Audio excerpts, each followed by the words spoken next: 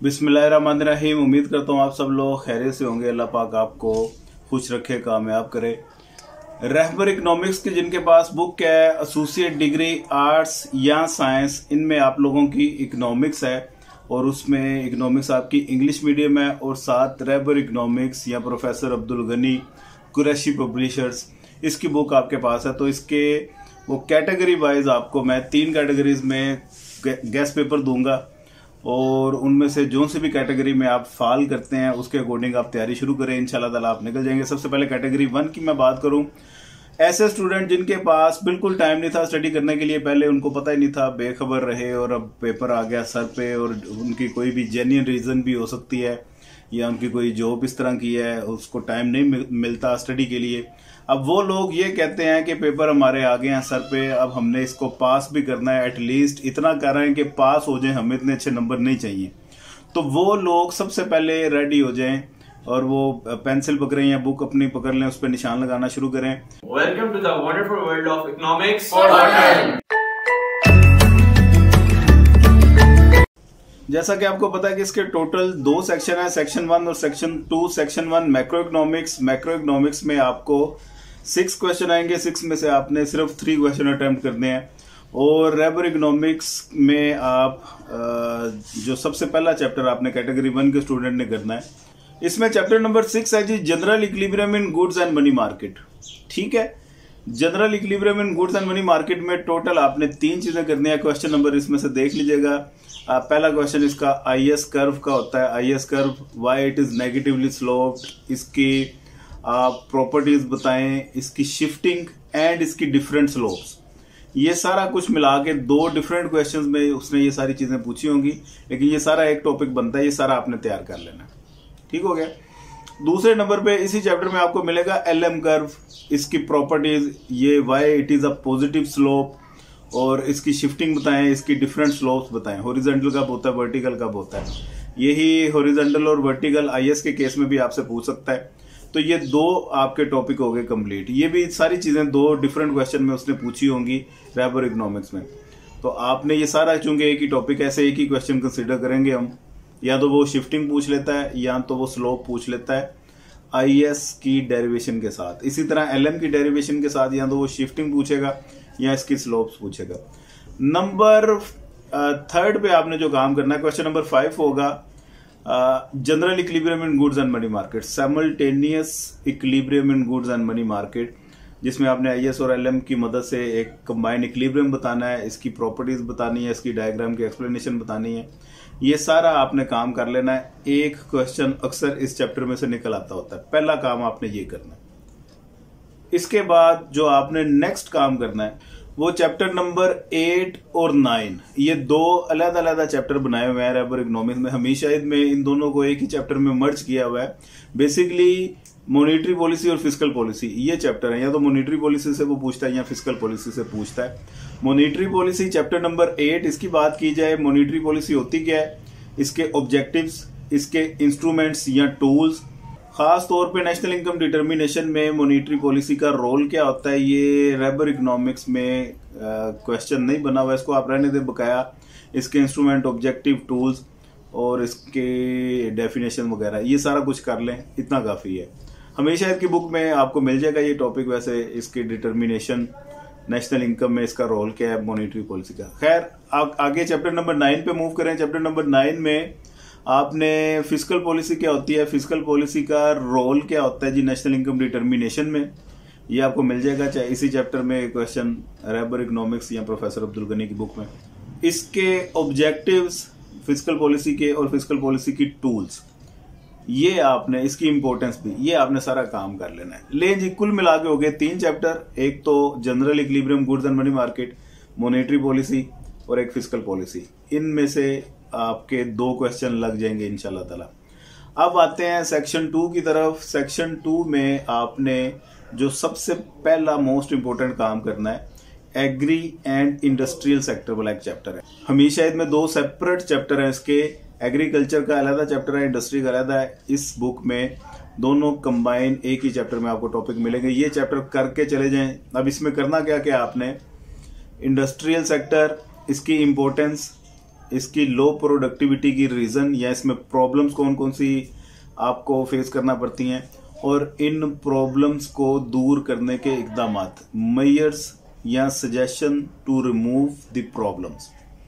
एक ये काम हो गया। इसी तरह एग्रीकल्चर, इसकी इम्पोर्टेंस, इसकी लो प्रोडक्टिविटी की रीजंस क्या क्या हैं और कौन कौन से ऐसे स्टेप लिए जा सकते हैं इन प्रॉब्लम्स को दूर करने के लिए, इनको दूर करने के इकदामात। ठीक है, यहाँ हुकूमत क्या इसमें स्टेप ले सकते हैं इनको दूर करने के लिए।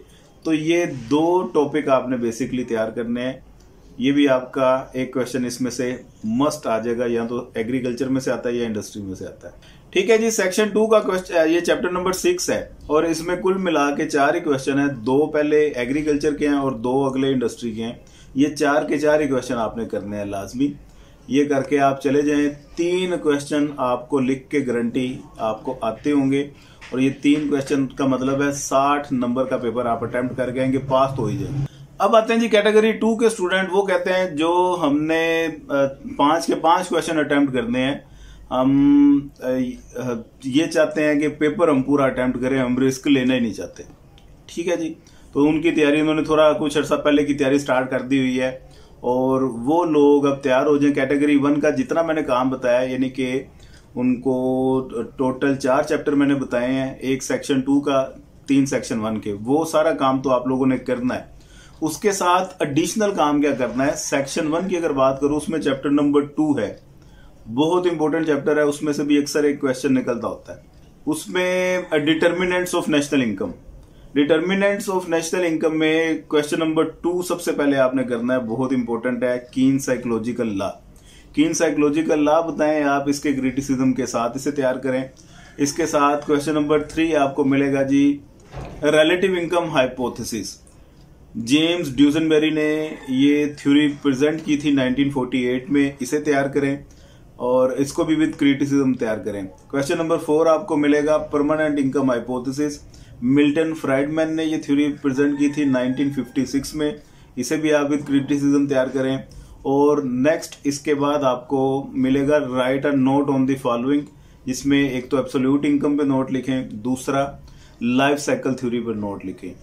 एब्सोल्यूट इनकम ये चूंकि उसने J.M. कीन्स ने प्रेजेंट की थी और लाइफ साइकिल ये मोडिग्लियानी और ब्रमबर्ग, ये 2 इकोनॉमिस्ट थे, इन्होंने प्रेजेंट की थी। लाइफ साइकिल भी बहुत इंपॉर्टेंट है, परमानेंट इनकम भी बहुत इंपॉर्टेंट है। बहरहाल ये वाले जो 4-5 क्वेश्चन आपको बता दिए हैं, इनको अच्छे तरीके से तैयार करके जाएं। एक क्वेश्चन इनमें से भी अक्सर निकल आता होता है।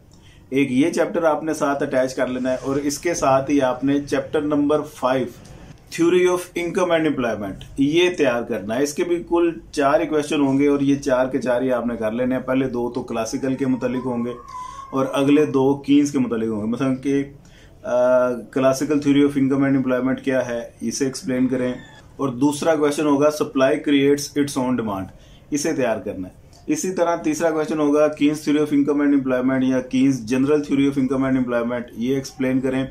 और नंबर 4 पे वो पूछ सकता है आपसे, बल्कि ये नंबर 4 पे क्वेश्चन है अफेक्टिव डिमांड वाला। तो अफेक्टिव डिमांड और Keynes theory of income and employment इनका सेम आंसर है, मिलता जुलता है।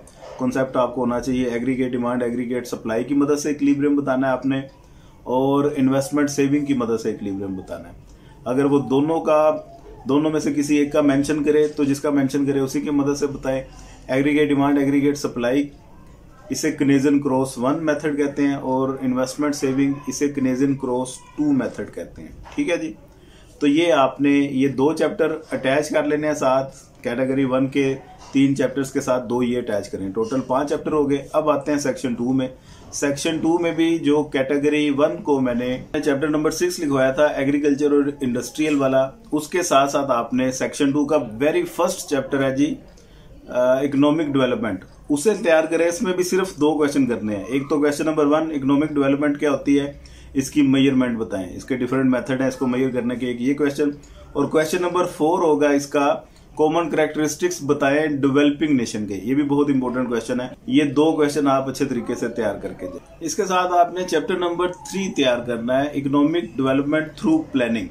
इसमें भी ये बेसिकली एक ही कंप्लीट टॉपिक बनता है, इकोनॉमिक प्लानिंग, इसकी इंपॉर्टेंस बताएं, इसका कॉन्सेप्ट बताएं क्या होता है, इसकी प्रॉब्लम्स कौन कौन सी है और इन प्रॉब्लम्स को दूर कैसे किया जा सकता है।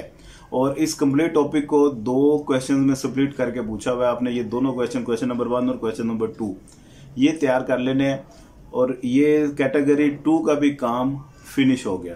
तो ये कुल मिला के सेक्शन 1 के आपके 5 चैप्टर हो गए। Chapter number 2, chapter number 5, chapter number 8, chapter number 9 और चैप्टर नंबर 6।